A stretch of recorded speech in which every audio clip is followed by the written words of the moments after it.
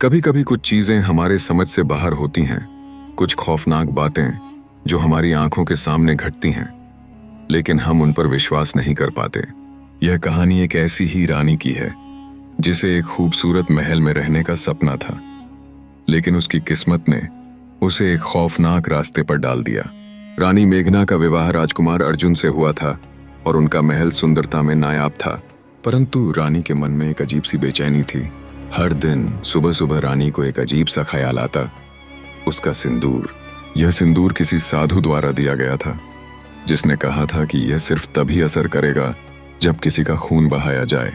रानी ने इस बात को कभी गंभीरता से नहीं लिया, लेकिन धीरे धीरे उसे महसूस हुआ कि उसके महल में कुछ तो गड़बड़ है।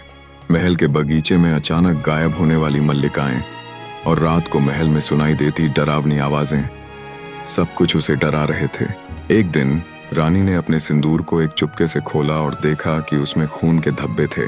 जैसे ही उसने यह सिंदूर अपनी मांग में डाला, महल के माहौल में एक अजीब सी ठंडक आ गई। तभी अचानक रानी को वह साधु याद आया जिसने कहा था, तुम्हारा सिंदूर तुम्हारे राजकुमार की मौत का कारण बनेगा।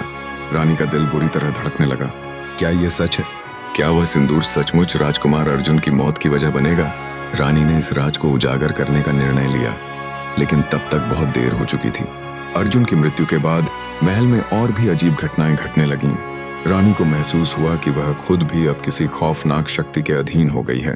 एक दिन उसने महल के पुराने कक्ष में जाकर उस साधु से मिले सभी पुराने दस्तावेज पढ़े, तो उसे पता चला कि सिंदूर ने उसे सिर्फ एक शापित आत्मा बना दिया था, जो उसे कभी न मुक्त कर पाएगी।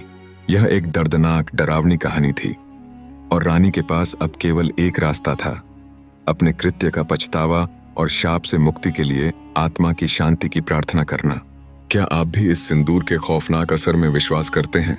अगर हाँ, तो इस कहानी के बारे में अपनी राय नीचे कमेंट में जरूर बताएं।